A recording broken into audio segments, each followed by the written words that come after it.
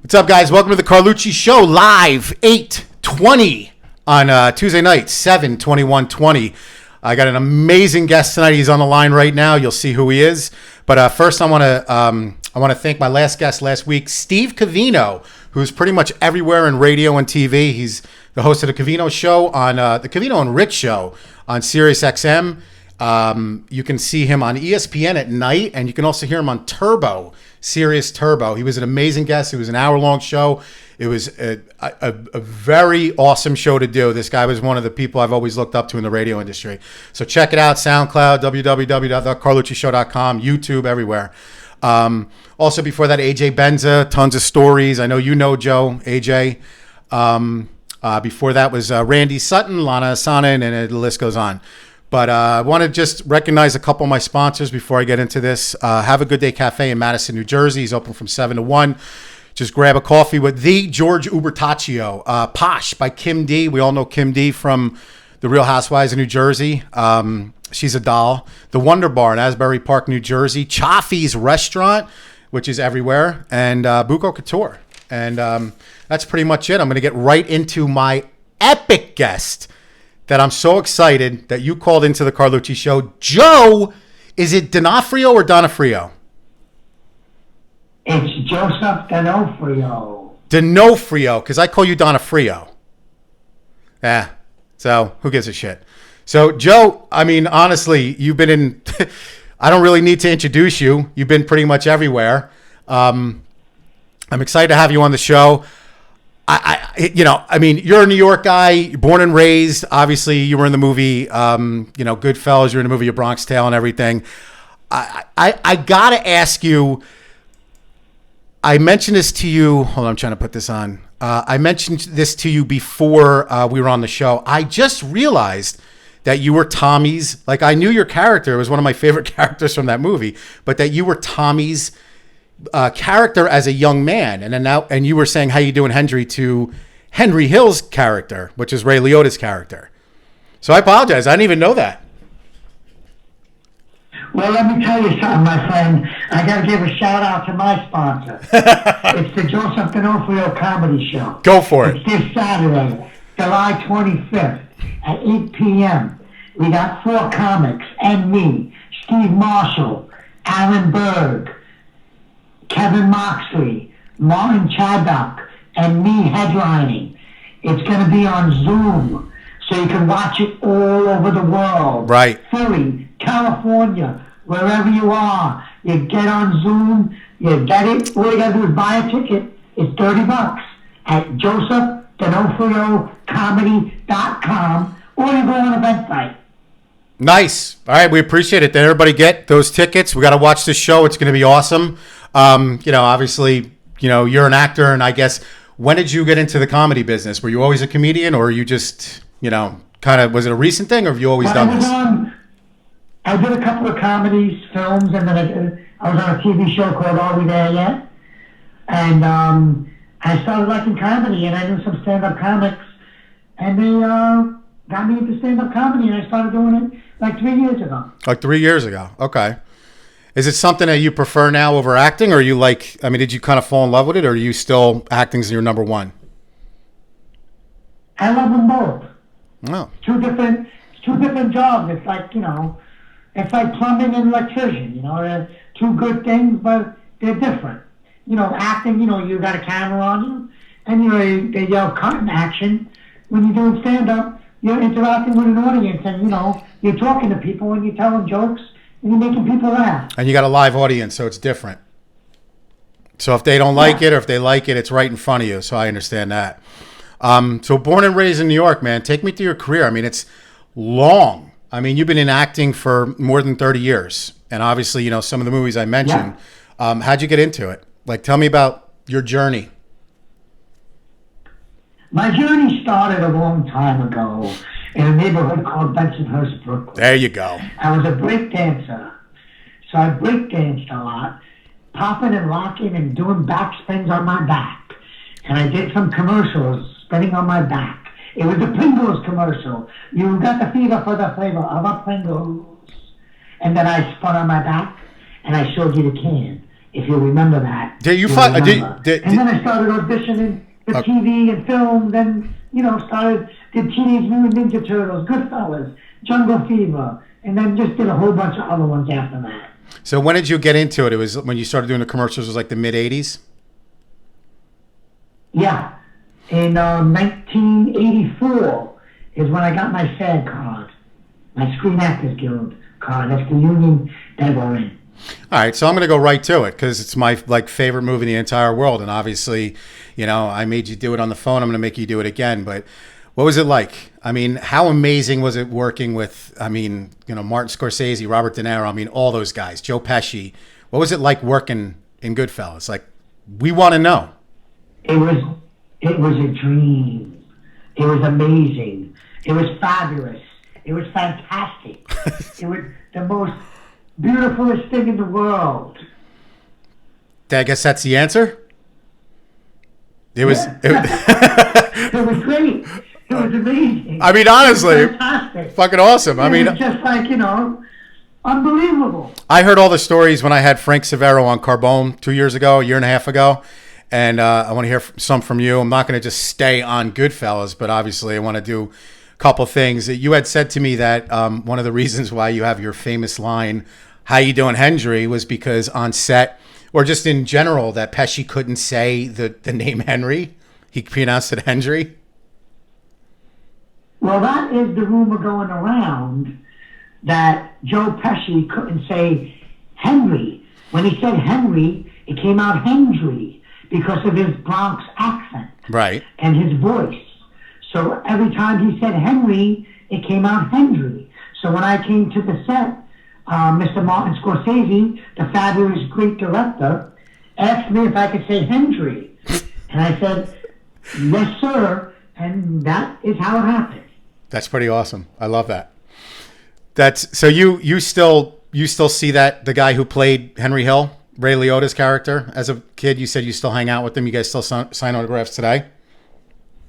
We did a couple of shows. We did the Chiller show in Jersey one year. Nice. We did one in LA. And we were supposed to do a Chicago show in Chicago, where basically people come and hang out with us and eat dinner with us and do a question and answer. Right. But it got shut down because of the coronavirus. Nice. So we're probably going to do one again soon in Chicago. So yeah, I do see him, and he's a great guy. Now do it for me. Just please once, just do, "How you doing, Hendry?" How you doing, Hendry? There you go. That's all. I'm just going to make you do it once. That's a plug right there. I like it. That's a button, we call it. Hendry got pinched. Hendry got pinched. And then, what's his name was, when you walk right by him, he was in The Sopranos. What the fuck was his name? Paulie Walnuts. Tony Sirico. Yeah. You don't realize... He's the one I told Hendry got pinched. Hey, Hendry got pinched, so about the factory. No. And then me and him go. Paulie Walnuts from The Sopranos, you walk right past him and he's wearing he's playing cards. He's wearing a guinea tee. I didn't realize, sometimes you don't realize how many guys from The Sopranos were in that movie. Like in the background. Well, I didn't walk by him. I walked up to him. No. I told him, I ran up the stairs, went to Paulie Walnuts, Rose Reeling's Tony Sirico, a nice guy, and I looked at him and I said, Hendry just got pinched over by the factory. He's like, okay, let's go. All right. Well, and we went and we got him. I thought you told Paulie's brother. Remember the short guy? And then you guys got him. No, I told Tony Sirico. Oh, all right. Or maybe I did tell the short guy. You did. Know, you did. I hate to tell you, but I watched it again beforehand. I hate to tell you, but you didn't tell Sirico, but I'm letting you say it. Maybe it was. You ran by him. It was Tootie, right? Come on, Joe. Yeah, it was Tootie, the guy with the cigar. He was like 4 feet tall. You know? Yeah, I know who he is. You guys are, whoever did those suits has a really good sense of humor. That guy, his brother, in the movie. But listen, you're right. I'm looking at it. You're right. And you broke your cherry. Yep, so you were I walked by him and I went up to Tootie. Yeah, you went up to Tootie and you said Hendry got pinched, and then you were in there. Oh, you broke your cherry, and then that was your 2 scenes right there. That's enough. But wow, that's so funny. No, I was seen in the truck, and then when me and Henry were selling the cigarettes. And then they busted him. The feds busted him. Yeah, no, that's... I ducked around the car. That scene, and then when they came into the courthouse and they said, "Oh, you broke your cherry." You were behind Yeah, Paulie. four different scenes. That's fucking awesome, man. Well, congratulations. Like I told you, Yeah. it's amazing to, obviously I don't have to tell you, you were in, look, I'm not just going to concentrate on these two, but they're two of my favorite movies. And you were in A Bronx Tale, obviously. I mean, you were a big character in that movie. And I mean, I don't know what else to say. I mean, they're iconic movies. We're not going to go through your lines or anything like that. I put up a clip. It was funny where you were like, "Put the fucking gun away," and then you're like, "Show me the gun. I'm gonna fucking kill somebody." I love that. Yeah. This is when you were younger, man. You were a good-looking kid back then, Donofrio, right? Yeah. So with the slick back hair, all that good stuff. I think I was cute. I'm a little cutie. That's what they said. So then you went on to do like a million things. All right, you went on to do TV, you did more movies. One of the things you had an ongoing role. What, Staten Island Mike? Are we there yet? How long were you doing that for? Exactly. How long did you do that for? That was 2 seasons. 2 seasons. All right, that's 2 years, I think. That's cool. Well, I want to ask you because I do sometimes, has it been hard for you, like as an actor, when you're in such iconic stuff so early in your career? Like, I mean, how do you? It's like going out with like a fucking supermodel, like your first girlfriend, and then every girl you meet, you got, she's not as good looking as the girl I was with the first time. Like, you're not with Scorsese, you're not acting with Pesci and De Niro and all these guys. I mean, is it tough, or is it just like, I did some great things in the beginning and then I just moved on? No, I mean, I'm still working. I just finished a film with Val Kilmer and Lorraine Bracco and Ewan McGregor, so I'm just moving on with different actors, I just did Gravesend with Willie DeMeo and a couple other good people, Paul Ben Victor. Nice. And, I'm doing Almost Made. Starting actually next week, we're supposed to start up in Amsterdam, New York with Louis Veneria from The Bronx Tale. Played Louis Scoops. No, he played Crazy Mario, and Paul Bagese, Jackie the Joke Man. Yeah. A couple other things. That's what I was. 3 Days Rising with Mickey Rourke and Vince Young. The Wrong Path with C. Thomas Howell. Nice. So we're still getting some good roles, but I'm grateful that I did those when I was younger. Right. And it helps me to get other roles now because people like my acting in that, so they want to work with me. Yeah, I mean, it's just you're top dog right in the beginning. You were at such a success level. I mean, that's pretty awesome, and I can't believe 30 years ago. My God, that Goodfellas came out. That's hard to believe. Yeah. But I know time goes by so fast. I know, and it's funny you just said Jackie the Joke Man. That's why I was trying to play my intro for some reason. I'm using a new computer tonight. Jackie's my first. He's my first plug. He's like, this is Jackie the Joke Man, and you're listening to the Carlucci show, and he does his laugh. And it's funny. He's like, yee. But he's good people. Jackie's really good people. I can't wait to work with him on this thing. We start, like I said, next week. And we did like a table reading. And he was joking throughout the whole table reading. But he plays a good character in this. He's like, not really that funny, but like tough. So it's good. It's something different for him. So, it's a tough, funny guy. So I didn't know he got into... Nice. When did he get into acting? I didn't know he was into acting. I don't know. I guess they just said, we did the table reading, he was involved, so I don't know. I guess he's been acting a while, Jackie. I didn't even know that. I met him years and years ago at a party or something. He came up to me and he's like, I just want to let you know I love your work. And I was like, oh, thank you so much. I love your work too. And it was so nice of him to come up to me and say that at the time. He's been acting for years. I'm looking at his. He's been acting since 1987. Really? He was on the Howard Stern show. Well, no, I know he was on the Stern show. I just didn't know he was an actor. I knew he was a comedian and he was on the show, but I didn't know he was an actor. I don't think I ever saw him in anything. Oh, that's crazy. I mean, he's done a lot of independent things because I'm looking at his resume right now as we speak, just to see. Yeah, he's done a lot of things. He's been in 31 credits, so I mean, Wow, good for him. No, he's a really nice guy. I met him, and he's really humble. He's like, what can I do for you? He was going to do the show. It just never happened.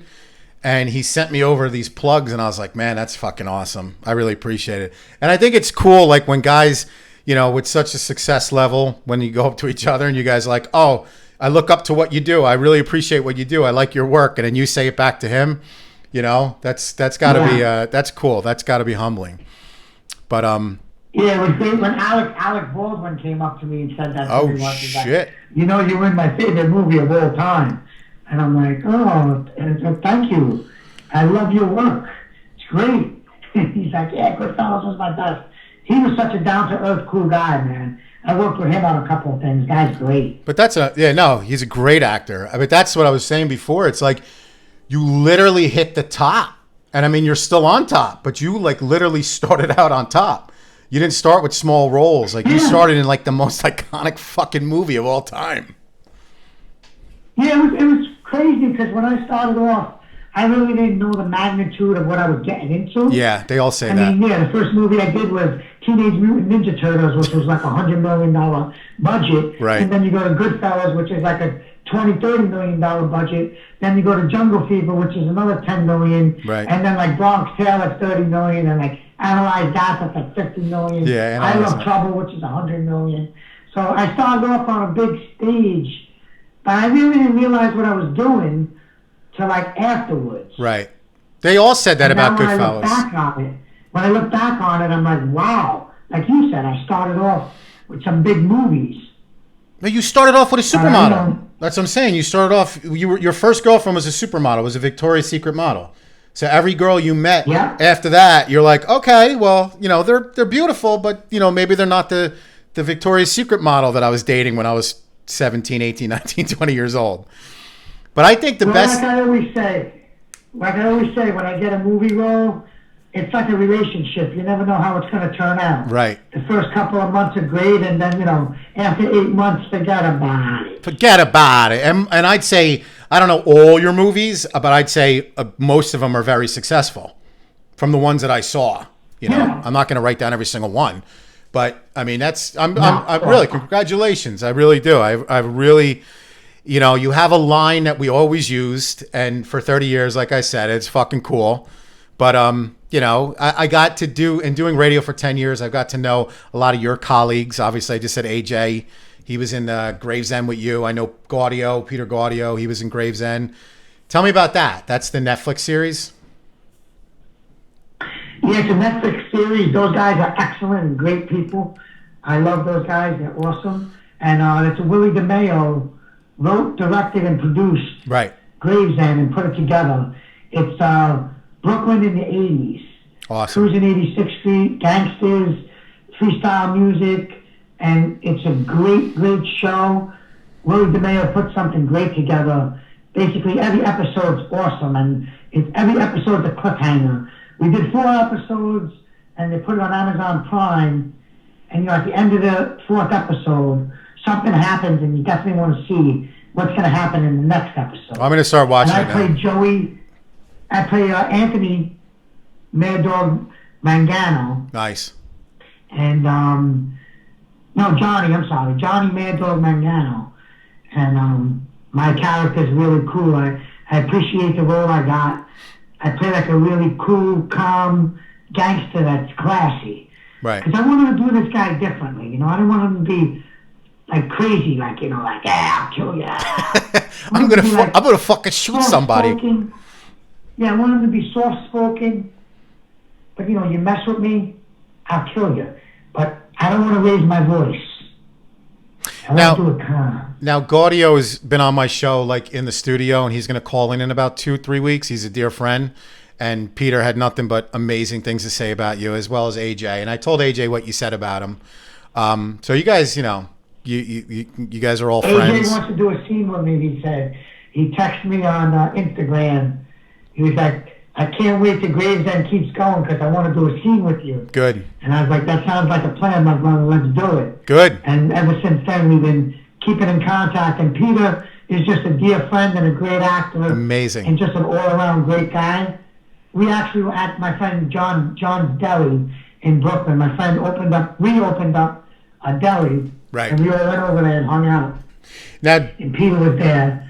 Peter's a great stand-up comedian, too. I don't know if you know that. Yeah, I know he does comedy. I've never seen it, but I'm sure he does amazing.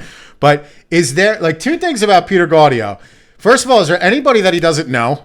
Okay, like he knows everyone, and I mean in the business, out of the business, and I mean, does he not look like the quintessential like mobster?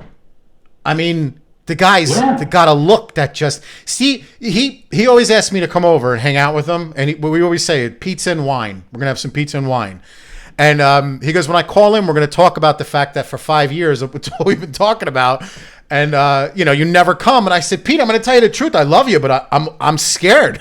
I don't want, have you seen yourself lately? And he's like, come on. Obviously, I'm busting, I'm being funny. But, I mean, he's got the look, man. He's got all these roles. Like, he fits the bill, so to speak. No, you're right. You're right. He's a great person. I'll hang out with him any time of the week, man. I'm not scared. He got a lot of class. No, I know. I'm only kidding because I just never made it out to Brooklyn. You know what I mean? But I just kind of said it. I was like, because he knows he's in all this stuff, and we talk about the roles he's got and stuff, and he just he fits the bill, man. He's just a great actor. He's a great person. I've known him for about 7 years now. I'm proud to know him. And, again, I appreciate you calling into the show. I don't know if you've seen the movie Back in the Day, but he played a gangster in Back in the Day. And I was one of the stars of that. And I remember I was doing a scene with me, him, and Willie DeMeo. Me and Willie were sitting in a restaurant. And Peter comes over and tells Willie that the boss wants to see you. Right. So me and Willie are sitting down, and he tells Willie, hey, the boss wants to see you. And we said, all right. And Willie gets up, and then I get up. And then Peter puts his hand on me, and he says, he wants to see you, not yous. Yeah. And he gives me a look. He's fucking... And he gives me a look, not yous. Yeah. And I look at him, and it's like, and I sit down. And it was just the way he gave me that look. If you ever see the movie, and you see that scene, it was great. I gotta see it now. Was like so intense. That's what I'm saying. He's quintessential. He's scary as fuck. This guy, like, he's a great actor, and he's got the look, and I gotta bust his balls a little bit, but he's in great shape. I actually put a scene up. There was a scene of him choking somebody, Ugh. and I put that scene on like Instagram once because I love it so much. He chokes this guy with like a string or something. And it's great. He like chokes him out. He kills him. And it's funny. I had. And he does it with a straight face. Yeah. Like it's nothing. Like he's just like it's nothing. And then he just leaves the guy there and gets up and walks away. And it's like every time you see something on Facebook, Gaudio's in it. Like I call him Gaudio. So it's like I see him. I love him. Sebastian Maniscalco. A Maniscalco movie. I guess it came out 4 years ago, but they were just advertising it like a year ago. And all of a sudden, I'm watching a scene, and Peter's in the fucking living room with them. And I'm like, what is this guy in everything? And then I'll call him. I say, what is it? And he'll go, oh, yeah, I did that 5 years ago. Like it was nothing. I'm like, well, you did a movie with Maniscalco. That's pretty cool. Yeah, I know. He's just, I don't know. He's awesome. I know. That's how he talks. Yeah, how you doing, brother? I love you.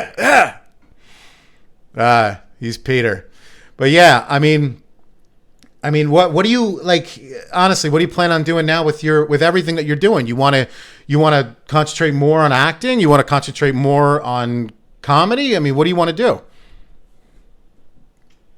I'm doing whatever comes my way, to be honest with you. I mean, right now, like I said, I got the comedy show Saturday on Zoom, and then I got to shoot up to Amsterdam, New York to do this pilot, almost made, and I know Gravesend's starting up again soon, and I'm actually doing a short film about mental illness and about the COVID pandemic, what's going on right now. Wow, good for you. A couple of friends of mine approached me, and I'm like, oh, what are you up to? I said, not much, doing, nothing going on because of COVID. Oh, would you be interested in writing and starring in a short about COVID? I was like, okay. That's great. So we're putting that together. I actually talked to them today, and we're putting that together, and it's coming out great. Good for you. There'll be about 3 different characters in the COVID, and, we go see a therapist, and we talk to the therapist about what we're going through. And, you know, basically we start off like crazy, but then by the end of the short, we're all, you know, pretty good. Because mental illness is, you know, really getting crazy now with this COVID thing. I know. Isn't it crazy? It's like the mental illness and the depression and everything, the anxiety is even worse than the disease in some cases now with this stuff. Yeah, because nobody's got a schedule, nobody's doing anything, so it's like everybody's home sleeping, this, that, the other thing. Right. You gotta meet, it's like everybody's retired right now. You know? I've been out of work for 4 months. I get it. I've been out of work for 4 months. You know, I believe it or not, I'm in the garbage business. The garbage business, unless they're picking up, you know, residential, all my customers, the big businesses, you know, they were at half capacity, quarter capacity. A lot of them were shut down. So I got fucked, you know, and ironically, Joseph, I was doing probably the best I've ever done in my 20-year sales career in like February, March. And then everything just went to shit. It'll be back.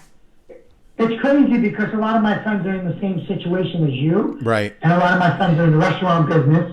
And now, you know, they're trying to take away that 600 hours that they're getting every week. Yeah. And meanwhile, you know, a lot of people need that 600 because, you know, whatever the max is, what is it? I think in New York it's like 5 something.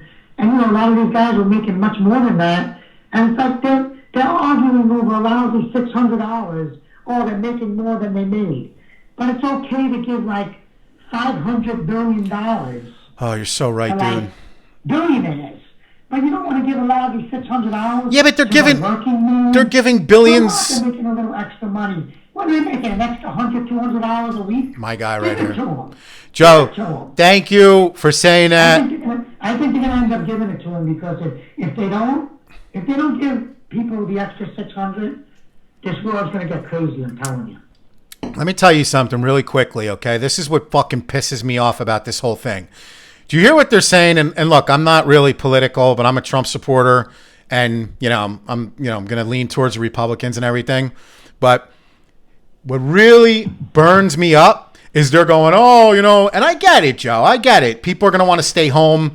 You know, personally, I made more when I was working.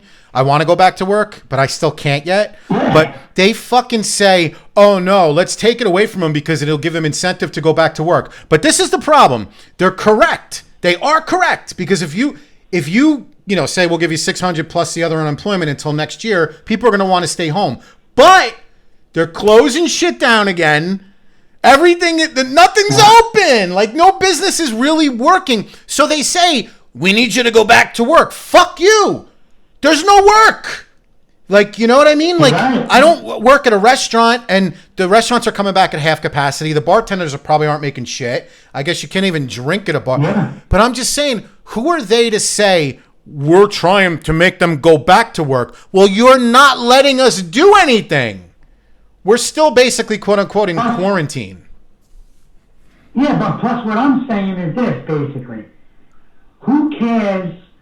It's a lousy couple of $100 they're making extra. I got it, yeah. You're giving billions of dollars to billionaires right. that are already rich. You gotta take care of the little guy.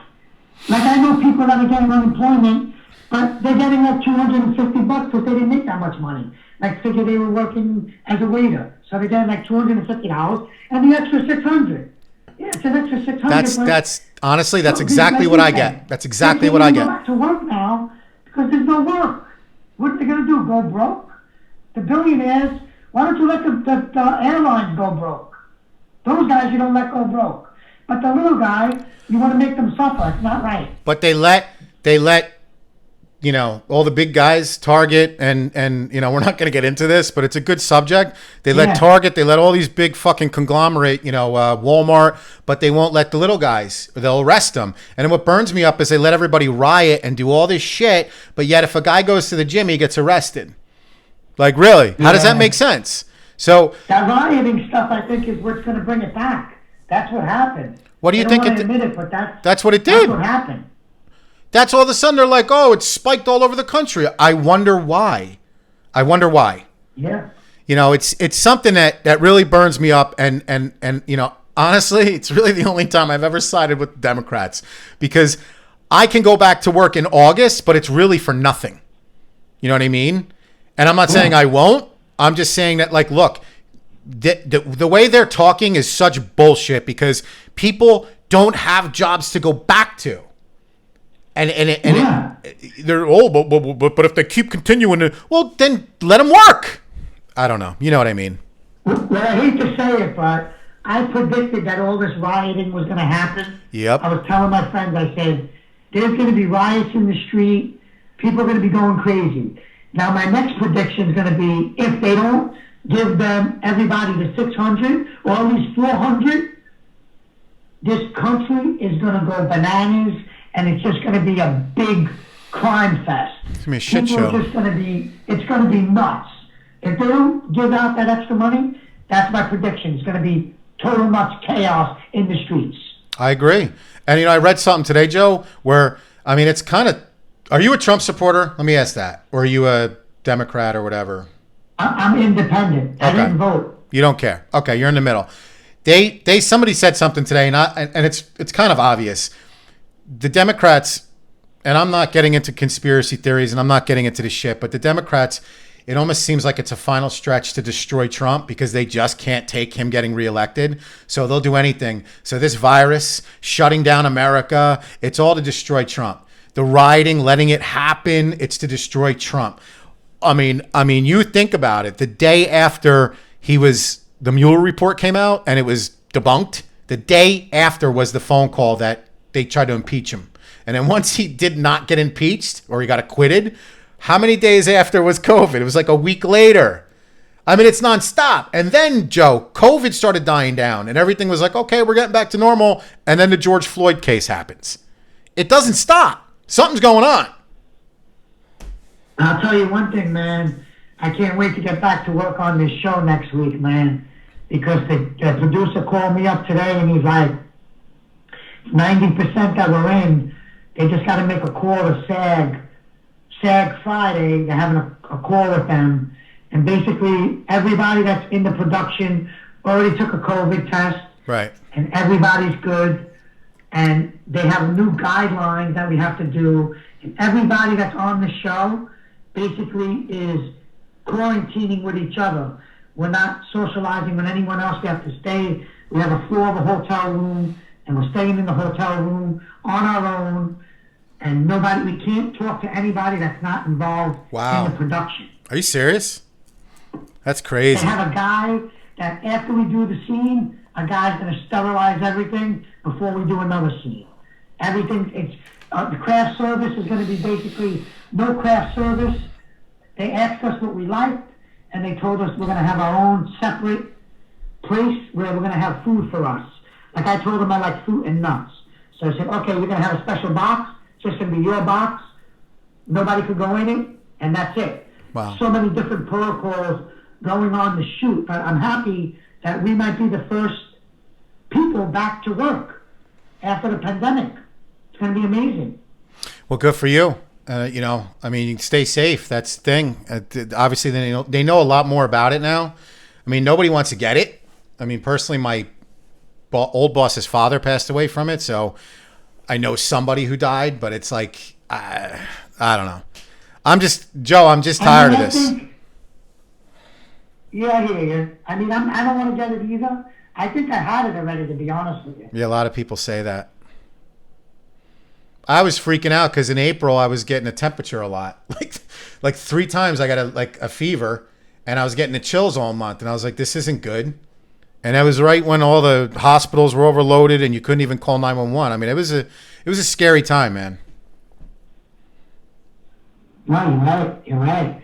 But we gotta just keep moving, man. Hopefully it's gonna be over by at least the spring, I'm hoping. Yeah, it'll be over. And then one last thing about this before we either end or we move on. Are you going to take the vaccine? Because there's all these things.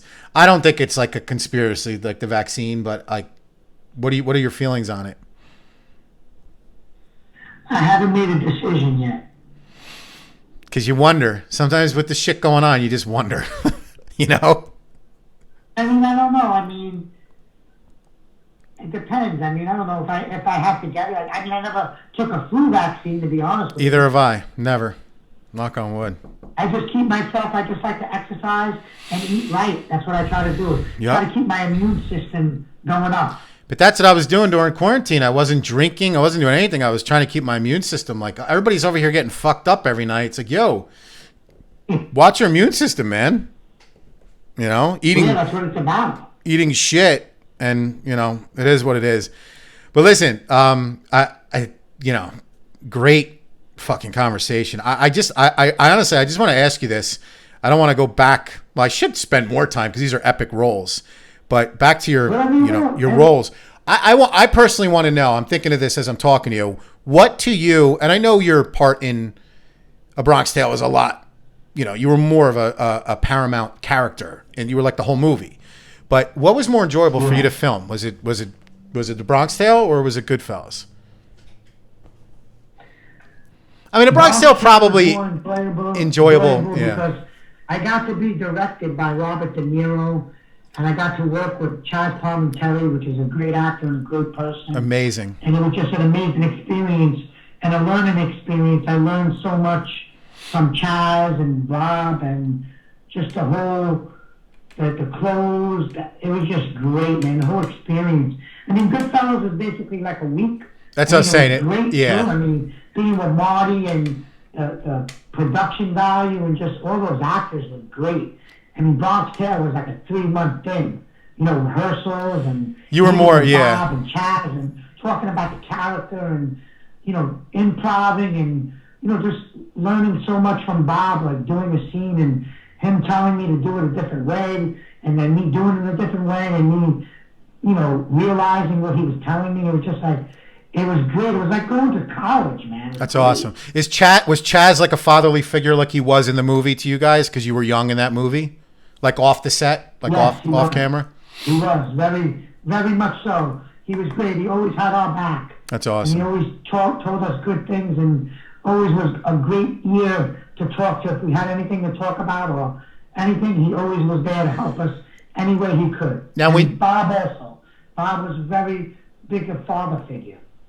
Bob De Niro, yeah. Bob De Niro, yeah. When you do, like, I'm just asking this out of curiosity. I'm sure people want to know this stuff too because it's pretty awesome anyway. But like when you're doing Goodfellas and you're on set, like AJ was explaining Rocky VI to me, and you'd think that like he's there the whole time and he meets everyone, but he just basically says you fly in, you film the fucking scene, and then you fly out.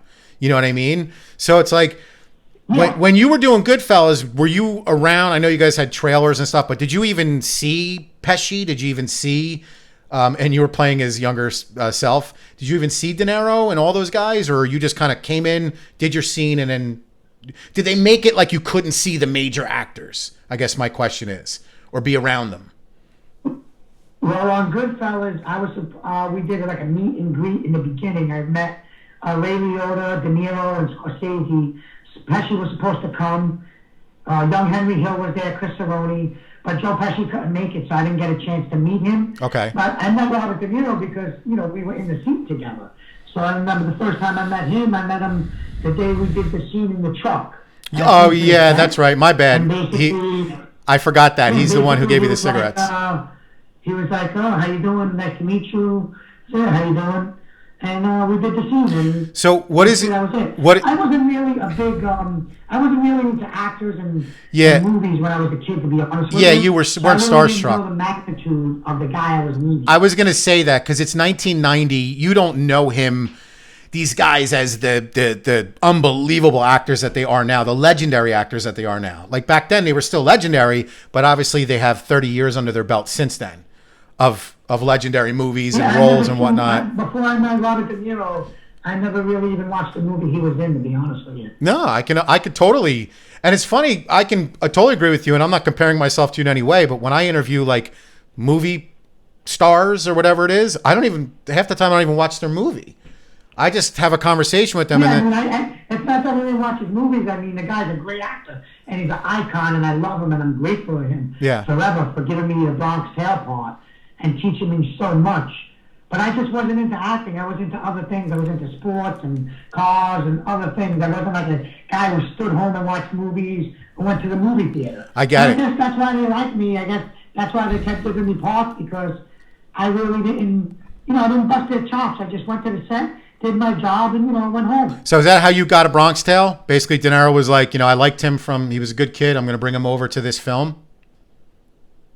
Well, after I did a Goodfellas, basically I got my agent got a call and said that they wanted me to come up and do a reading of a movie, and I was like, okay. And then it happened to be the Bronx Tale, and I did a reading, and everybody was at the reading, Chaz, De Niro. Awesome. Clem Caserta. was thinking, Clem was there, Danny Aiello, John Turturro, Penny Marshall, so many big people. Wow. But after the reading, I think De Niro wanted to see if he wanted to buy the rights to the script.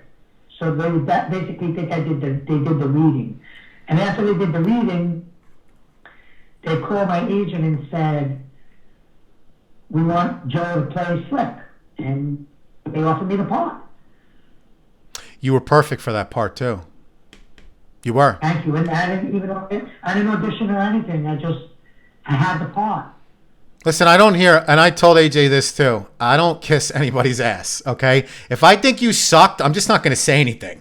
I'm going to go, oh, that's great that you were in that movie. Like I told AJ that he was an integral part of Rocky VI. He really was. He made that movie better than it would have been without him. And he was really appreciative of that. And, and that was his only really big role, and he understands that. I mean, but how much bigger can you get?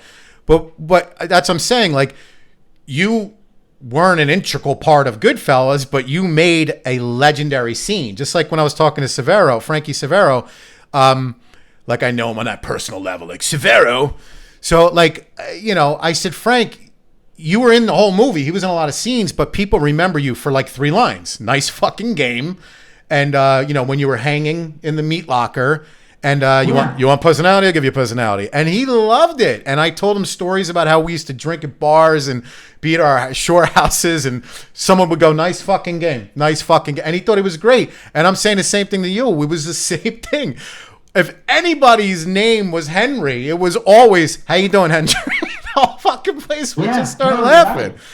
And, people that don't even speak English sometimes come up to me and they're like, Henry. And I start laughing. It's so cool. But, it's an iconic scene. And I mean, I'm grateful for that scene because that scene gets me in a lot of rooms and gets a lot of parts for me. Yeah, but don't say that. Love me from that. No, you don't have to even say that. It's you. I don't think, honestly, Joseph, I don't think that I think if you didn't do that, you still would have got the roles. I know you're being very humble and you're saying that gave me the opportunity to get other roles, but you're a good fucking actor, dude. Sorry to say it, right? The only thing is I haven't seen your comedy. So I'll tell you if I think you're good or bad. But you're an amazing actor. You made Goodfellas, obviously, with those parts. You made The Bronx Tale a Bronx Tale. I mean, just unbelievable. I mean, I told you I spoke to Clem so many times on the phone. I mean, he did a great job, Clem. But, like, I have another question. Like, how cool is it or how weird is it when you see someone like, I remember we were going through this a little bit, like how Pesci was crazy Pesci, Tommy in Goodfellas, and then he's like this real calm guy. It's just hard as the audience to look at Pesci not as Tommy. You know what I mean? In A Bronx Tale? And to look at De Niro not as whatever his name was, in Goodfellas. You know what I mean? It's hard for the audience. That is that hard? Is that, what is that called? Method acting? Like, is that why they're great actors? Because they really do a good job at that? Yeah, well, they do their homework, and like basically when you get a role, you don't want to. I mean, I don't want to try to do it like other things I've done before. Right. I mean, sometimes I have no choice because if I'm playing a gangster's son and then I'm playing a gangster's son again, I mean, basically I try to do maybe a different look or a different, my arm different or different, like something different to make it different from the other guy. Right. Like Almost State, it's like, this thing we're doing upstate. It's like I look at the character, my character's mouth, and he's basically a loudmouth. So basically I want to do him tough, but I want to do him like a stupid type of tough, Like, so you choose how to make your character. You guys can choose how to make your characters. It's not all what the director tells you to do. Well, basically, you don't choose it. You make a choice, and then basically you talk to the director about it, and you know, like basically we did a cast reading, and at the reading I did it how I like it. Right. And I talked to the director afterwards, and I said, "What did you think?" And he said, "I love it, I love it, I love it." And I told him what I was doing, like, you know, I wanted to do him tough, but I wanted to do him stupid tough. And he's like, "Great, great, great. Yeah, that's do it like that, stupid tough." And he was like, "Good." And I, you know, if he would have said something like, "You know what? I don't like it stupid tough. I want him to be smart tough," then, you know, I would have switched it up, and I would have been smart tough. Wow. You know, or maybe if I felt like I liked it really a lot stupid tough, I might say something like, "Well, why don't we do it smart tough one way, one take and one take stupid," you know, so then you have it both ways, and then basically you can make the decision when you see it. Understood. You know there you what I go. mean? Because right now, you know, with video, you know, you got so many takes because it's digital. I mean, you could just keep doing it. It doesn't matter, Is it spending more money because when you like Bronx Tale was film, so you know you got to keep doing different film. It costs a lot of money to do film, but if you're doing digital, it's much cheaper. Now, when you So that's basically how you do it. now, I'm asking you these questions because you've acted with such iconic people. Like when you work with these guys, are they just like cut and then they just go back? But do they like stay in character? Is it you know, it's like we look at De Niro as only that character in A Bronx Tale, but when they cut it, do they remain kind of the character, or do they just go right to, "Oh, hey, all right, see you later, see you tomorrow"? Because I heard he kind of like It's different. It's different with every actor. I mean, basically that I worked with. I mean, I did We Own the Night with Joaquin Phoenix, and he was great. He stood into character. But I mean, the first couple of days I worked with him, we really didn't talk much. But I mean, after like 3-4 days, he opened up and he started talking to me. I mean, a lot of actors, it's hard for them to trust other people. I get it. Because with social media and all this stuff going on, I remember I worked on this big movie once, and I was in Chicago, and like I was working with this actor, and we got to the set, and he was like pissed because they had a birthday party for them, and it ended up being in the Star magazine.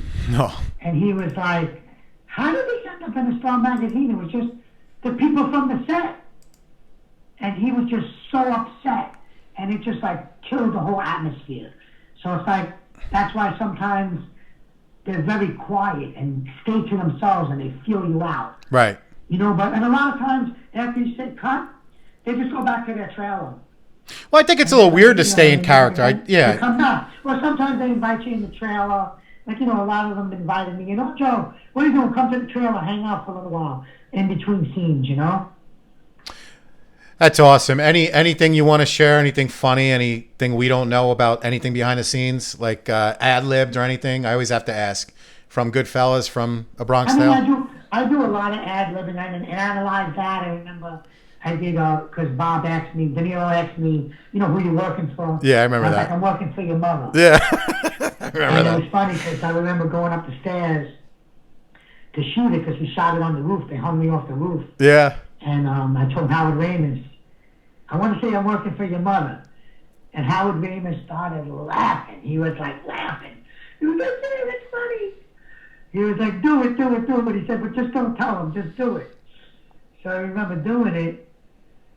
And right when I do it, Bob's like, "I want to crack him. I want to crack him," when he says that. Yeah. And Howard says, "Crack him." I was like, "All right, crack me." And like we made a whole scene out of it. We did it was great, you know. I remember before we did it, Bob like grabbed me and we were wrestling a little to get into the scene.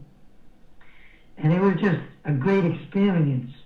You know, it's like me, I mean, when I do a scene, basically before I do the scene, I make believe I'm actually in the scene. Like in my head. You visualize it, yeah. When I'm ready, I'm actually there in the scene. So when they say action, I'm there. And that's how I do, that's my method. Do you still talk to these guys now? I know Robert De Niro kind of is losing it a little bit with all this shit about Trump, but do you still talk to these guys, or is it just, you know, kind of...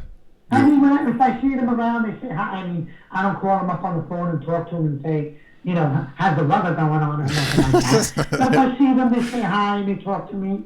They reach out like Instagram. Chad Palminteri and him interact on Instagram a lot. Awesome. I've seen him on the show he did, The Bronx Tale. He's a great individual. I talk to most of them. That's I don't know. That's insane. I'm not going to keep going about it, but it's, again, like I told you, you said you did Vinny Vella's show in New York. You were on that set. I love Vinny Vella. I love Vinny him. Vella's the man. I loved Rest Vinny. in peace. I know. Rest in peace. He's right behind me. You'll see the video. I don't know if you could. Yeah, he's right. See my hand? I'm pointing right at him. He says, Luch, stay the fuck out of trouble. Ooh, I hit my microphone. And then he said, Luch, I was here. Where the fuck were you? He's just funny. And I got so many stories with him. And, I did his TV show in New York, just like you. And that was an honor because, I knew all the people that sat there. And then he came into my studio in 2012. And he sang me happy birthday, too. That was pretty awesome. A couple days before my birthday. Oh, he's great. But I have all He's clips. got the best stories. I have all clips of him on my YouTube channel. I'm glad to have clips of him. I have like 12. I have a show with him, but he told me a lot of behind the scenes stuff. He told me a lot of stuff, and he was a good friends with De Niro. De Niro, I think, was his best man at his wedding. Talked about they grew up together. Marty. They call him Marty, like you call De Niro Bob. And, I've been privileged to know so many people that know all these Marty and Bob on such a personal level. And I think it's cool because I just keep hearing different stories. But, rest in peace. I was shocked. I didn't even know he was that sick. I knew he had liver cancer, I believe it was. But I didn't know he was really sick. And I was devastated when I heard it. But it's a shame because he was really a fun person. And he was humble and he gave me a lot of opportunities, and I fucking love him in Casino. And that was one of my honestly, that was one of my pop your cherry. Oh, you popped your cherry. Like, I had some big people on before him. I loved him. But I seen him before he died too. He was at the same San Gennaro feast because he always used to go there. Yeah. Because he lived right around the corner. And I remember last time I seen him, he was like a little sick. He had a car waiting for him. Right. And he was like, "Hey, Joey boy." Yeah, hey Joey, how you doing? Right. Like, I'm doing good. He's like, and then I was with a couple of friends or whatever, and he's like, "Yeah, who's that boy over there, man? He looks like my ex-girlfriend." Yeah, he loved the girls to she came over, Vinny. She came over, she started messing with him, and it was great how he was interacting, but you could see something was off. Something was off. I called him Vinny Chens. And in my head, I said a prayer for him. I called him Vinny Chens, but I got to tell you, I told him, and I said to him, it was one of the first times I had an actor on, and it was in person, that I watched when I was a freshman in college. I'm watching Casino is one of my favorite movies, besides Goodfellas. I mean, all these like mob movies, I just fucking love them. Who doesn't? From Italian, from New Jersey, right? New York. And it was amazing. That's when I kind of said, the pinch me moment, like, here I am. And when I was in 1994 or 1995 in college watching this, would have thought I'd be on this guy's show? I'd be interviewing him on my show. So it was real cool. And Vinny was humble. I just reached out to him and he said, yeah, come down to my studio. And we just became really good friends. And unfortunately, I didn't really stay in contact with them, the years after. But, we had a good time while we hung out, so to speak. Yeah, he used to always call me up, Vinny. He was calling, "Hey, Joey, what are you doing?" Hey, yeah, it's Vinny. Hey, come down a little Italy, let's get some lunch or something. All right, no problem, buddy. Yeah, I still. Paul used to take him out. Paul Borghese used to take him out for his birthday. I love Paul. Yeah, Paul's awesome. And I got 2 voicemails from Vinny. Yeah, Craig, it's Vinny. Yeah. So, yeah. And like, he's telling me about the show and everything, but it was great. And I had such a good time with him on the show.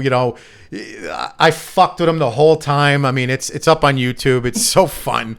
But I really, Joseph, I really miss Vinny. I do. I have a couple guys that I had on my show that passed away. You ever hear of the kid from Brooklyn?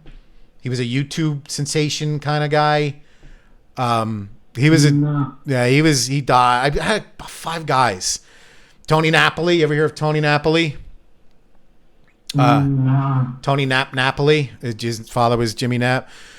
He was a big Little Italy guy. But yeah, I mean, not to get into that. I miss him, and I appreciate from 2012, 2011. I mean, my first guest was Beanie Siegel. And I'm not like tooting my horn about my guests, but you remember Beanie Siegel? He was, and I didn't know who he really was. He was in my studio. Like, I knew him. Like, you know, like I was riding on his back on the way out of the studio, you know, and like, it's been awesome. So on some level, I can understand your feeling of success on a very minute compared to what you've done, but it is cool. I got to tell you, it is cool to be able to talk to you and, you know, get to know Peter and talk to AJ and Vinny and David Proval was on my show. Robert Davi, amazing people. Who else? Just, you know, whatever. I'm happy to be talking to you. You're an amazing person yourself. I heard a lot of good things about you. I appreciate that.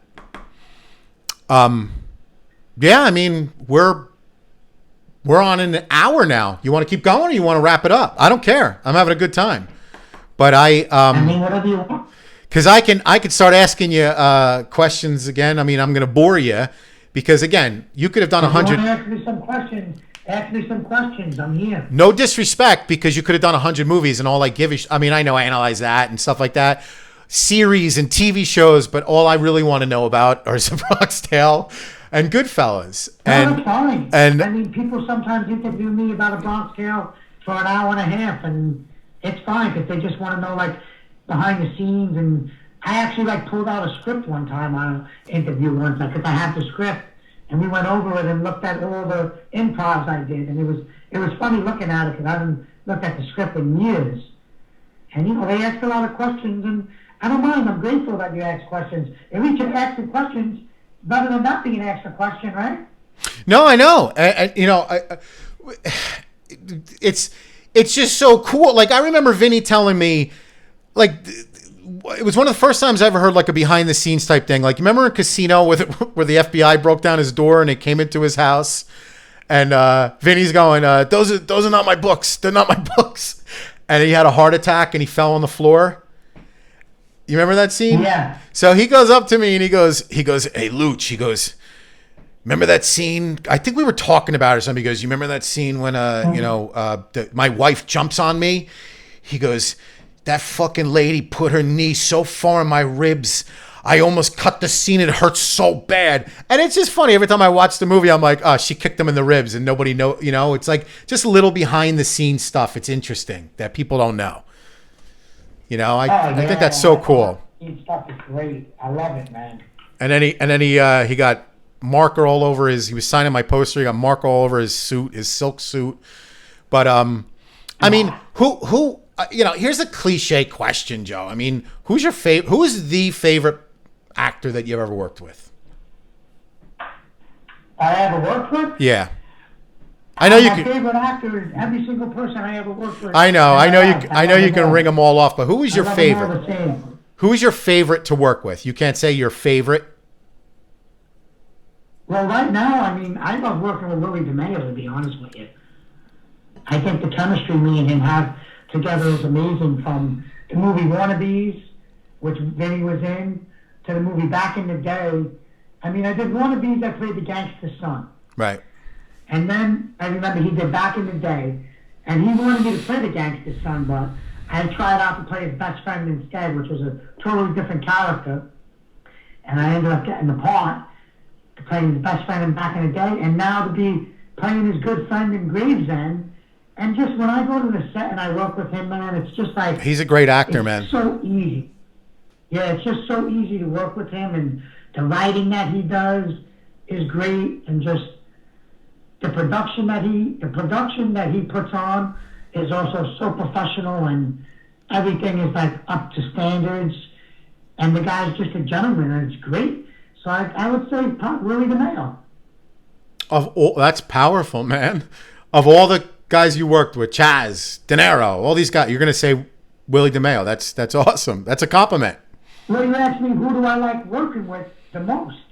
I mean, you know, and I like working with him because basically... You got a chemistry with him. We have a good connection. Yeah. I mean, I love working with Robert De Niro and Chaz Palminteri and all the other actors too. Right. And it's great.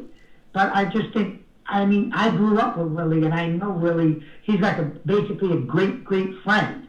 So it's like, who do you want to work with? You want to work with a great friend, or you want to work with somebody you just know here and there?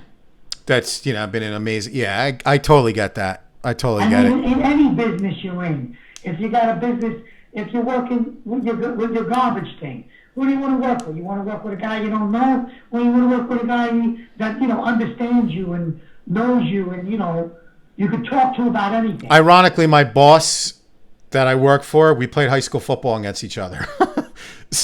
There you go. So we kind of know each other. We've known each other for a long time. But no, I get it. He's a great actor, and I mean, there's just so many. What do you think of? I don't think he was in it. I don't think you were in it. But what do you think of the? And now I'm forgetting the name of it. I mean, it was literally, it came and went. Remember the fucking what's his name? The one on Netflix the movie that Scorsese directed. The Irishman? The Irishman. What'd you think of it? I love it. I thought it was great. It wasn't a Goodfellas, but it was great. I thought it was amazing. I thought it was moving. I loved it so much. I thought it was slow. I thought it didn't move. It like Goodfellas just moved and moved. Casino moved. A Bronx Tale moved. Like all these movies move. Like I thought that, and a lot of people said I thought it was slow because it was very long. But I think that's why we thought it was slow, because it was 2.5 hours long. I didn't think it was slow. I mean, I was very into it. I mean, I enjoyed every second of it. I just was so fascinating at finding out what was going on and all the different things, and it kept me on my seat. And I tell people that, and they say the same thing like you, and I'm like, I guess you probably weren't paying attention to the movie. Jimmy Hoffa, that's it. I had to go to the bathroom. Yeah, Jimmy Hoffa. I didn't go to the bathroom because I wanted to see what was going to happen. It took me like 3 nights to watch it. I would watch it, and then I'd shut it off after like 40 minutes, and then I would go another night. But I watched the whole thing, and I thought it was a terrific. Jimmy Hoffa, that was 3 heavyweights. I mean, I remember, it's funny because Joe Pesci was amazing in it. He was amazing in it. And I remember I was at one I loved Joe Pesci when he was an old man at the end and he was eating in the prison. Yes. And he was eating and he was great. And I remember being at... He won an award for that. I remember... He definitely won an award for that. He didn't get nominated for anything for that? He did, bro. Everybody was great. I mean, De Niro, I thought De Niro was awesome. He really did good. Oh, yeah. He really did. I mean, and Pesci was... Harvey Keitel I loved in that. Harvey Keitel, I love Harvey Keitel. The cleaner. But, I love him. In that movie, The Comedian with Robert De Niro, he was great. I love Harvey Keitel, all these guys. I know. They're like me. And you know him, and you've acted with them. They do drama. Right. It's great. I remember when I was at a party in the city for Vinny. He was doing like a stand-up thing or whatever. It was his birthday. And, he comes up to me and he goes, "Hey, do you know that you just walked past Joe Pesci?" I was like, "What? Where? What?" I guess, because he looks older now. But this is 6-7 years ago. I didn't even recognize him. I walked right past him. I was like, "Great. I walked past Joe Pesci. That's awesome." I mean, I wasn't going to bother him, but I didn't even notice. I guess he probably had his hat on low. He doesn't want anybody seeing him. And I was probably looking at tail or something. I don't know, but... I mean, it's a treat, Joe. It really is. It's a treat to meet all these people. I never met De Niro. I never met Pesci. Obviously, just walked past them. But, I know a lot of the guys. Not a lot of the guys. I know some people from Arthur Avenue over in the Bronx. I guess that's where A Bronx Tale was, and I hear a lot of stories. And as my Giovanni always says, Arthur Avenue is the real Little Italy. I don't know. I don't get involved in that. Yeah. But no. That's and give me one fun fact about Goodfellas that we don't know. One fun fact about Goodfellas that you don't know. Yeah. Did you watch them filming it, or you just came in for your scene and that's it? No, I just came in for my scenes and got out of there. Yeah. I didn't know that. I thought you guys would hang out and watch, but I guess... there was a lot of people. When we were doing the scenes, there was hundreds of people around watching. I can imagine. So many people. Like when we were on that truck selling the cigarettes, there was like hundreds of people watching. That's crazy. Amazing. Like Frankie told me, he told me some funny stories. Frankie told me that at the end when he explained the camera, how the crane picked it up or something. When it went through the doors, it was one shot. And he's like, my balls were hurting so bad because he's like, I was on a harness. So every time I watch it, I laugh because he's sitting there in pain because the harness is on his balls, And then he told me, I mean, go ahead, I'm listening. No, he told me another thing that was amazing. I mean, honestly, the what's so funny about me scene has to be top 5 most iconic scenes of all movie history, I believe. And Frank told me that he almost fucked it all up. He said that only Pesci and Liotta knew about that. They thought it'd be funny to do, and everybody else, they didn't know. So they thought they were actually arguing and they were fighting. And he goes, and if you look in the movie, you can see that Frank is mad. And he goes, I was really mad. He's like, I was like, fuck this, I'm wasting my time. And he goes, right before Liotta said, get the fuck out of here, Tommy, and made the scene, he goes, I was just about to stand up and go, all right, cut. Can you imagine if he did that, right? Oh, forget about it. It's funny. I mean, not funny, but I remember doing when I came out, he said, you popped your cherry. No! About, him and his being in pain. I remember doing that scene. I had to if you look at the scene, I had to bend my head a certain way so you could get everybody in the scene. And I'll never forget, it was, my second movie I was ever in.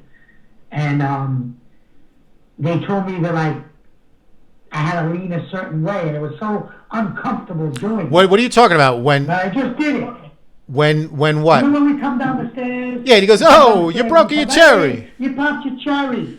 No, you broke your cherry. Down, the camera turned around, and you look at all of us.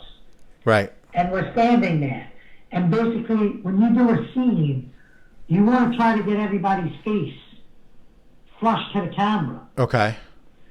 So when I did it the first time, basically I blocked, I think, De Niro.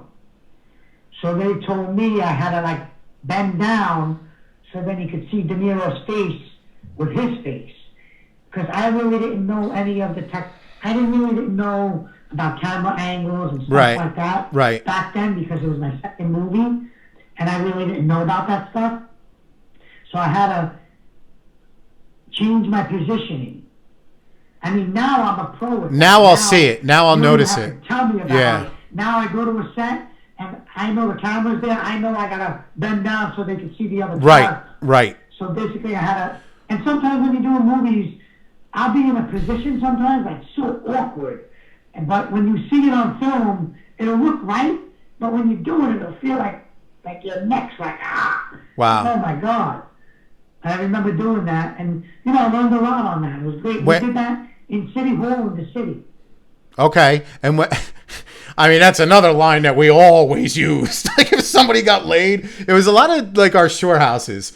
Somebody got laid, and they'd come out of the room. We'd all go, "Oh, you broke your cherry," and everybody would start clapping. But when you did, and this is all I'm going to ask about your parts. But when you did, it's not every day, Joe. You get to talk to somebody who did scenes in Goodfellas, so I'm going to take advantage of it. When you did, the How You Doing, Hendry, was that all one take? Or did you have to do that a few times? I think it was maybe 2 takes, I think. Wow. 2 or 3 takes. It was all improv, too. It was all made up on the fly. That's what I'm looking for. What? There was no dialogue. What was made up? That's what I'm looking for. What was made up? Everything. So De Niro saying, I'm sure De Niro got from Scorsese, he just said, look, just introduce him, blah, blah, blah. So then De Niro said, this is Henry, and this is Tommy. And then you what did Scorsese expect you to say? What were your lines? Basically what happened was we came to the set and Marty was like, all right, you take the cigarettes over, you get on the truck. Yeah, De Niro's going to introduce you to, and then you get off the truck, and boom, you walk out. So basically, we get on the truck, let's do a rehearsal. Get up on the thing. De Niro's like, Henry, this is Tommy. Say, how you doing, Henry? And then Marty's like, hey, can you say Henry? Sure, no problem. And then we do the scene, and he's like, you two are going to be working together. And I'm like, sounds good. And that was, that we just went through it like, there was no lines. It was just like, he introduced us. Wait, so Scorsese? Wait, Chris said anything. I don't want to interrupt you here. We're going to be working together. Scorsese? And Chris said anything, and then I'm like, sounds good. I just went with the flow. Like, yeah, but did Scorsese say? Being me, it wasn't like anything. And then we got off. We just. And you made a running back pivot. You made a running back pivot. You did a 360 or 180. Yeah, we went under the car. But Scorsese, he didn't say like duck or anything. He was just like, all right, he's gonna come. The cops are gonna come.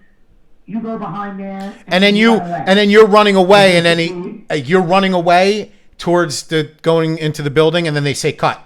Obviously, So that's how I you didn't even go into the building. I ran. And I ran out of frame, out of camera. Out of frame, okay. Cut. Okay. And when I went up the stairs, that was a totally different block. It wasn't even. Yeah, that's what I'm saying. It could have been like 3 months later. It could have been like 3 months later. Like Step Brothers. There's a scene in Step Brothers. You remember the scene? It's one of the best movies ever too, where he's talking to his brother and he wants to be he wants to work at the Catalina wine mixer. And he's like, I want to drive a Range Rover, bro. I want to get ass. You remember that part?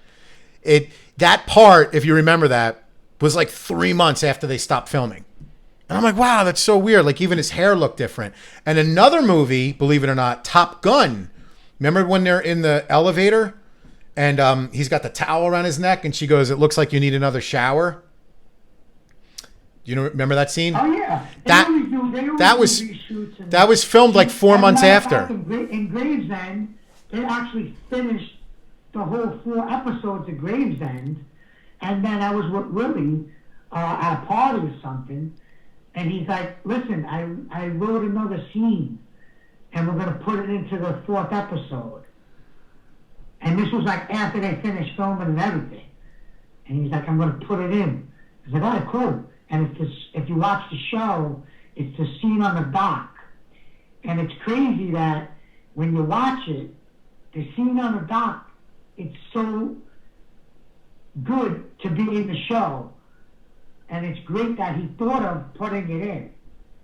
And, we shot that like a month after they finished filming. Yeah, I get a kick out of that. Like, how do you kind of jump back into that role? Like when she was... If you look, she's got different color hair. That's why she's wearing a hat, they said. And like that was literally like 4 months after the movie was shot. They filmed that scene because they wanted to put that in there. Back in the day, too. Back in the day, what happened was we had Michael Madsen, Sharon Doherty, Michael Madsen, and Annabella Sorosius, and Willie, me, and a couple other people. Right. And Willie did like 15 minutes of the movie, because that's all the money he had, and it was a low budget movie. And basically that was shot like in January. I'm just saying January, but it might have not been January, but it was in January. And then he showed that to investors, and basically in June we started up and did the rest of the movie. That's awesome. And it ended up being a bigger budget movie. And if you watch the movie, I'm like 165 pounds in one scene, and I'm 180 pounds in another scene. Yeah, because it's okay. They shot it crazy 6 months difference.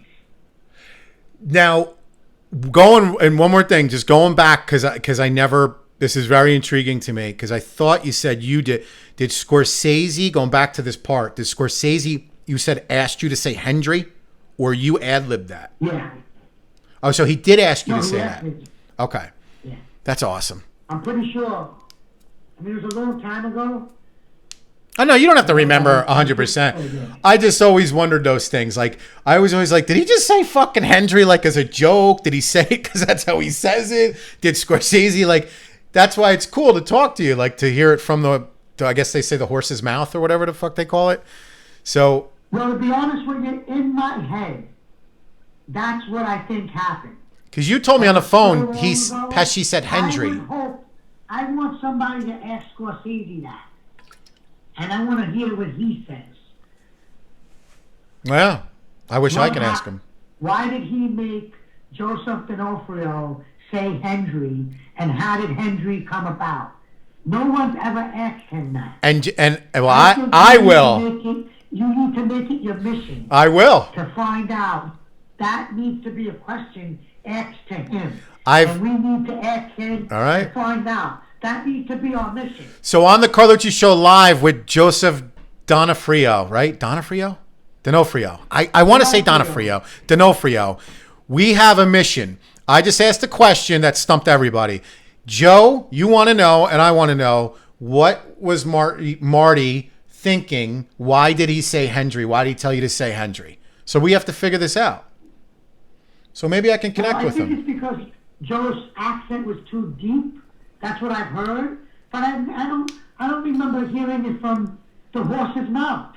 Yeah, so but I think we need to hear from the horse itself. You know that scene is 50 times more iconic and memorable because you said Hendry. Like if you just said, "How you doing, Hendry?" Henry. If it was Henry, you probably wouldn't. I wouldn't even know. I wouldn't even paid attention to it. Nobody would have. But that's what I love about it. You had one scene, and you had one of the best scenes in the movie. That's what I was telling Frank Severo. You had 3 scenes, 4 scenes, 5 scenes. Well, more than that. But you had some of the most iconic scenes, besides obviously Liotta, Pesci, the main 3. But people love it because of Hendry. You know, they love it because of the Hendry. Yeah. And I'm not going to keep belaboring. Hey, Hendry. I'm not going to keep belaboring. I've asked enough. I got my fill with Hendry. A Bronx Tale is fucking awesome. I mean, obviously, there's really nothing to... I don't really care to know there was probably... Half that movie was probably ad-libbed anyway. But you guys... another thing about Scorsese that I heard from one of the guys that was working with them, and I think it was Severo who told me that he heard the song Cream, you know, the you know, and he just called one of the guys, I don't know, the sound guy, whatever, and he said, Cream, put it in the system now. And it was like crazy hour of the night. The guy's like, what the fuck's this guy talking about? Because he's so brilliant, he just gets these thoughts and then he applies it, and that made the movie. Or it was either that, or it was the you know, the other song by Clapton, like when they... Well, you're always coming up with stuff. You're always coming up stuff no matter what you're doing. I mean, I'll be laying in bed and I'll be thinking of something like the thing I'm doing now with this mental illness thing. Right. And the coronavirus. I was actually sleeping last night and I came up with an idea. And I actually called up screen partners, writing people, and I told them about it. There you go. And they're going to put it in. Yeah. My favorite part of you in A Bronx Tale was, I mean, I don't know if you saw the scene because it was right after, but it was probably maybe even filmed a couple days later. But remember when he says, now you just can't leave? And they beat the shit out of all the bikers? Yeah. When they go outside and the one guy gets away, you guys beat the shit out of him. I love that. That's good. I'll tell you, but Chaz Palminteri was so awesome in that movie. I know he was. He was amazing. Look at me. I did this to you. And like, I'm so glad. How cool is that? I'm so glad that he turned down so many people. Because when he wrote the script, so many people wanted to buy it from him and do it. But without him, they wanted somebody else to play his part. Wait, Chaz wrote the script? Him down. They offered him $1 million for the script, I heard. He turned it down. And I'm so glad he did because he was that part. I don't think anybody could have played that part better than him. Didn't De Niro... Nobody. De Niro... Nobody. But De Niro, he directed it, right? He didn't write it then? Chaz wrote it? Chaz wrote it. Wow. And Bob directed it. Yep. And De Niro directed it, but De Niro knew that Chaz wanted to do it. And if he wanted to buy it, Chaz had to play Sonny. That was the deal. Chaz wasn't letting anybody do that movie without him playing son. It's amazing. So De Niro said, okay, and he played the father. You worked with some of the best. And I'm going to ask this question, and I'll even cut it out because we're not live. And, you know, if you don't like, if it's not bad. But with everything going on today, I mean, is it weird to know that you guys were in a movie like that? Not that you did anything wrong. It was a great movie. It should have been made. But, like, is it kind of weird to, like, look at today's environment as opposed to when they put that out 27 years ago? Yes. Yes. Okay. 100%. I'll tell you, sometimes I even get nervous because I know it's very bad. I mean, it's only acting. Yeah, but you're acting. And, you know, that's not me in real life. Of course not. And believe it or not, a lot of people love me, you know, and, yeah, it's you know. But Joe, you never. Sometimes I'll be out and I'll be like, I hope nobody recognizes me and wants to beat me up because of it. And that's because it's only acting. That's a crazy point, and it's amazing that you're thinking that. Like, and the fucked up thing is the '90s were so calm and chill. You know, that was my high school, that was my college. Like, that's the last thing you ever thought about. But now with this generation and all this sensitivity and everything, I mean, they go back to 1980 something, 1990 something, and they'll just someone's doing a blackface or something, and their career's shot. And it's, look, there's nothing right about doing that, but it was. You know what it is? I mean, I grew up in Brooklyn. I grew up in Coney Island. I was breakdancing, writing graffiti, listening to hip hop. I thought you were joking in the beginning. Man. Okay.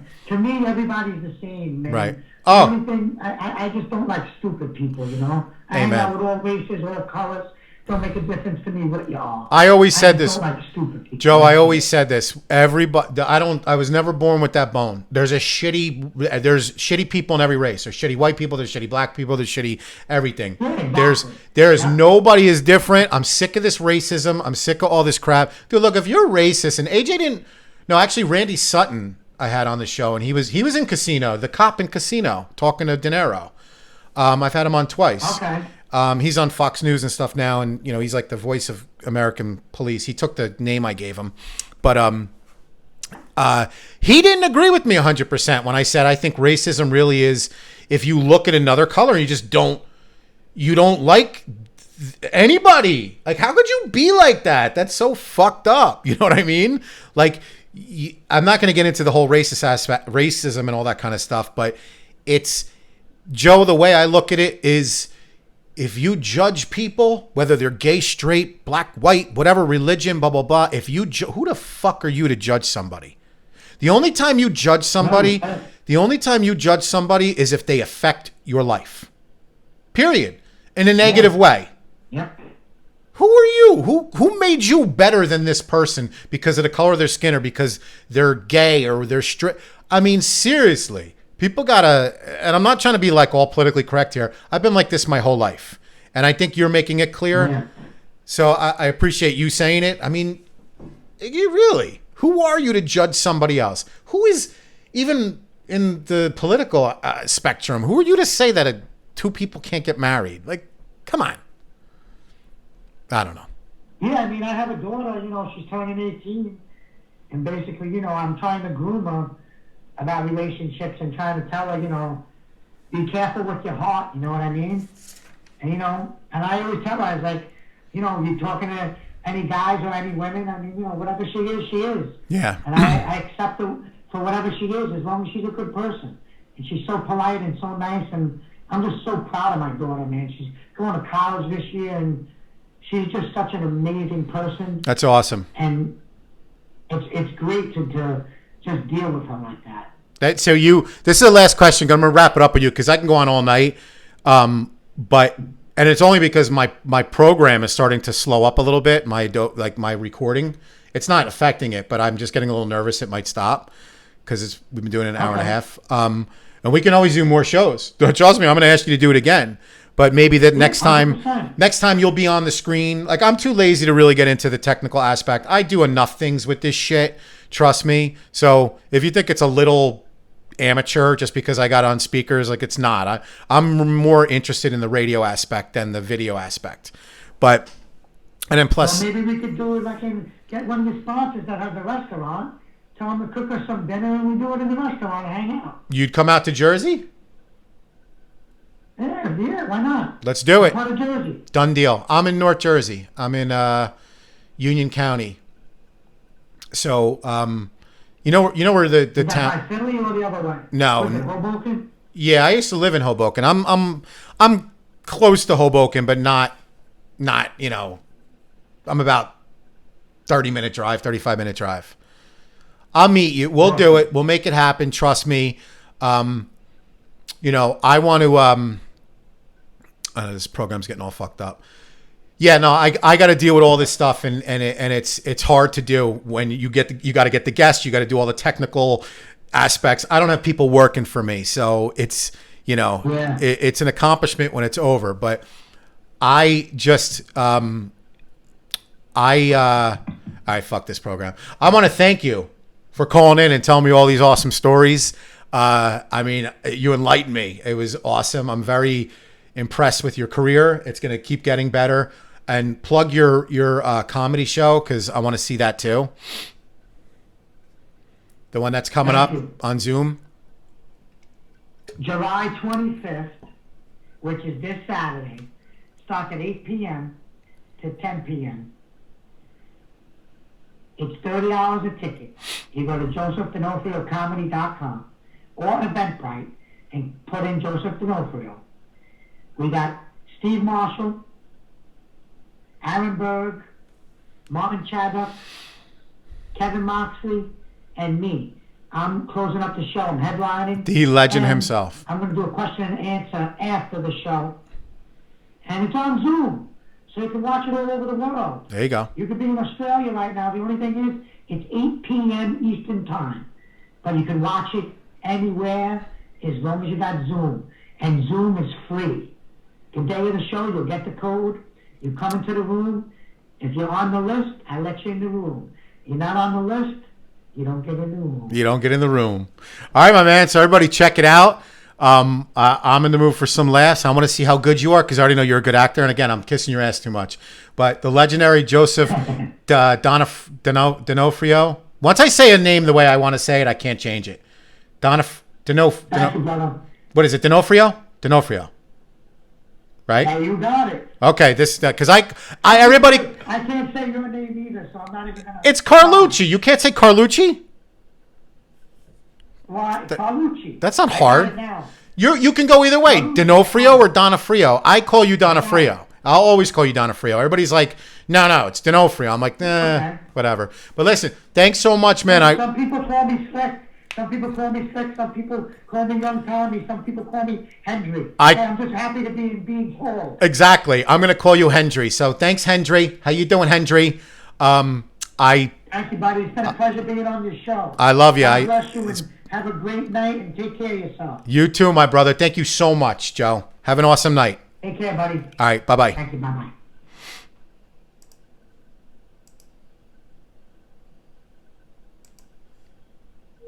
Oh, there we go. All right, so my Adobe program, which is the recording, stopped about 5 minutes ago. So I'm a little nervous because it stopped recording the show. So I didn't really want to stop with Joe because he's awesome. Thanks, Joe Donofrio, for doing a show. But, the radio show is going to get cut off 5 minutes before it really should have ended. But Thursday night, this is Tuesday, the 21st, the 23rd, I got the Goomba Johnny coming back. Right there. He was in studio a couple years ago, back in 2013, and now he's going to be calling in because this is how I'm doing it now. Somewhat because of COVID, somewhat because I'm not in the studio and all that kind of stuff. But I'm gonna grow as I go. But check out thecarluccishow.com. Check out SoundCloud. All my shows are up there. It'll be all over social media and YouTube. Again, Joe, thanks for calling in. Amazing to talk to these guys and hear these fucking stories. It humbles me. And I got nothing else to say. That's all I have to say about that. Carlucci Show. I'll see you guys on Thursday with Goomba Johnny and then so many more people afterwards. So it's time to kick radio's ass. Fucking put the women and children to bed. And what is it? Go looking for dinner. All right. Have a great night, guys.